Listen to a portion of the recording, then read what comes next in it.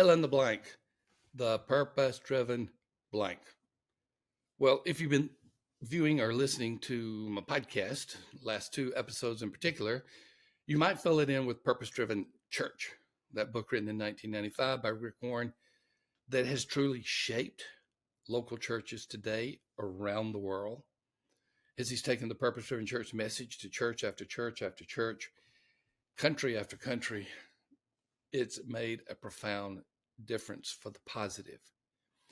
However, many of you may have filled in the blank life, because as I said in the previous two episodes, Purpose Driven Life was a book that sold unbelievable numbers of copies. And when those 30 to 40 million copies had been sold, it seemed like, okay, well, that book has supplanted Purpose Driven Church. Not really, because Purpose Driven Life was for the individual, Purpose Driven Church was for the church. And I truly believe, I should say, that the exponential value of equipping a church with this information ended up being of greater import and greater impact than the purpose-driven life. So anyway, we've been talking about the Purpose-Driven Church book. Once again, Rick called me in 1994, 30 years ago, and asked me if I'd endorse the book, and he told me a little more about it. Of course, I gladly did. I was one of many endorsers. So if you want to hear some of them, you can go back and view or listen to the first episode about the Purpose-Driven Church. And then the book was released by Zondervan in 1995. Wow. It hit churches like a storm in terms of its thunderous impact.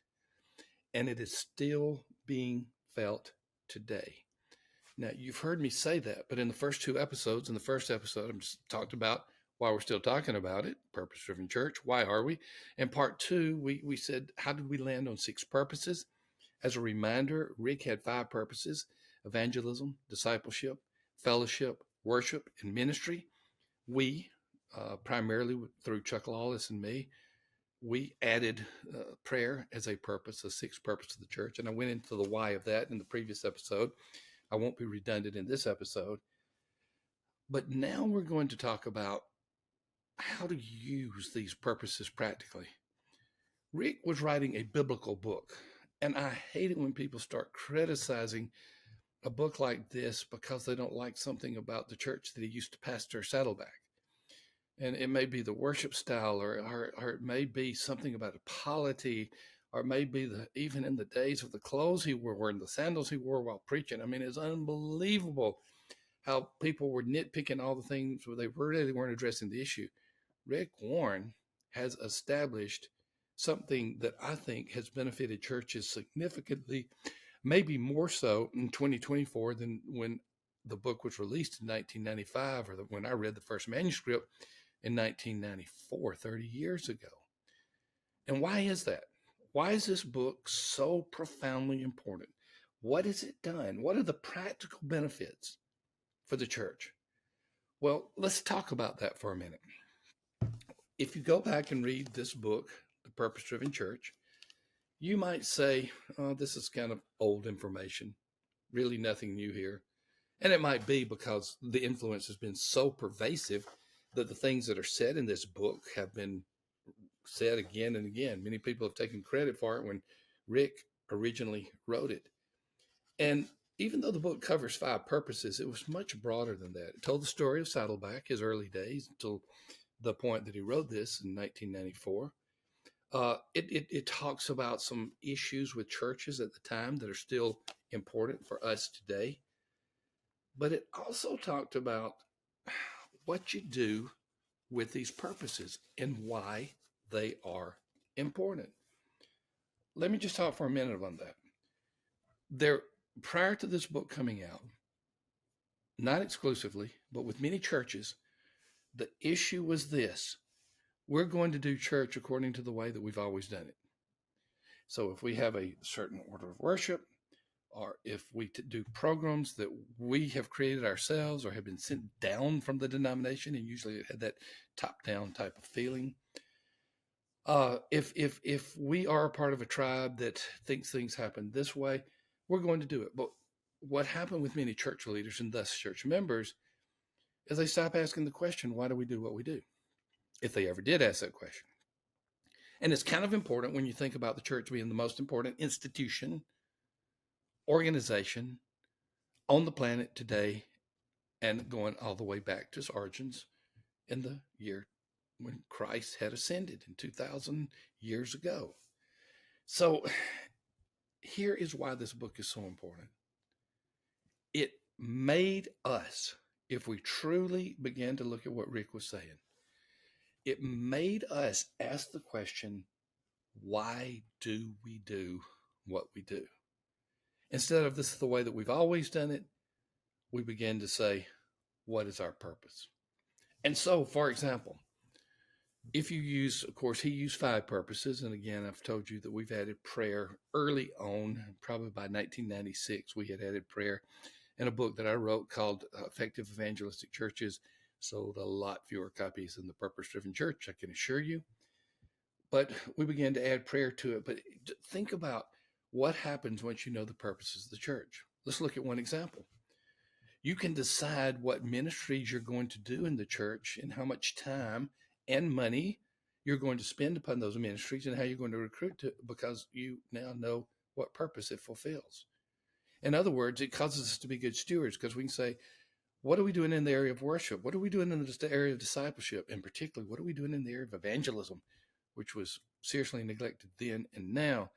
What are we doing in the area of fellowship or ministry or our prayer? And so it forced us leaders, who then in turn communicated with members, it forced us to ask the question, why do we do what we do? Why do we have a budget that allocates money for this, this, and this? What is our purpose behind doing that? Why do we have these programs or ministries? How do they fit into our overall structure? Why do we do what we do? And many churches actually began to design their budgets according to purposes. And they would say, you know what? We've just done this year end or this year end budget in preparation for the next year, and it looks like we're hardly spending any money on evangelism. And it would have been a question that they would not have asked just a few years earlier, or even the year before the Purpose Driven Church came out, because maybe they didn't think about evangelism being one of the purposes of the church. And worship is not just a style. It is the coming together of God's people, loving one another in a time of teaching and music, but also in a time where people are connected to God and connected to one another. What are we doing in that area, if that's our purpose? What are we doing in the area of prayer, the 6th purpose that we added to this? What are we doing in the area of ministry? In other words, being the good neighbor to someone. Fellowship. And as I mentioned in an earlier podcast, earlier episode of this, fellowship was closely tied to the concept of membership. It was to say that you identify with the body of Christ. And that means you're going to work together, minister together, worship together, study together, sing together through this fellowship. It's not just a meal. We often call it a fellowship meal in many contexts and many tribes. And so fellowship just for a number of churches just was getting together and stuffing our faces and didn't really have anything else to accomplish. But fellowship was, how are we identifying with the different members of the body of Christ? So how has it played out? How has the book Purpose Driven Church, what are the practical benefits? It has caused us to ask the question, why do we do what we do? How do we do what we do? How do we fund what we do? What are the priorities of what we do? And how are we going to make them play out in our church ministries and programs every year? I cannot think of any single book outside of the Bible, of course, that has had such a profound influence on shaping the churches to force them to ask that question. The Purpose-Driven Church was thoroughly biblical. It was thoroughly thought out. It was not just a book about Saddleback, though he mentions it. It is a book that has made an incredible difference. So you've been hearing me talk about the purposes of the church, the 5 that Rick had, 5, and then the 1, the prayer that Chuck Lawless and I later added in around 1996. Now we're going to go forth, and we're going to look at each of the 6 purposes. So you've been hearing the background of the book, The Purpose-Driven Church. Now let's take 6 episodes really briefly and let's go through every one of those purposes. It's going to be fun. Once again, thank you, Steve Cheney and Associates. Go to CheneyAssociates.com. We appreciate so much our ministry partnership with them. They are the accounting firm for the church. You got to love it. All right, we'll see you in the next episode as we begin to unpack next week the 6 purposes of the church.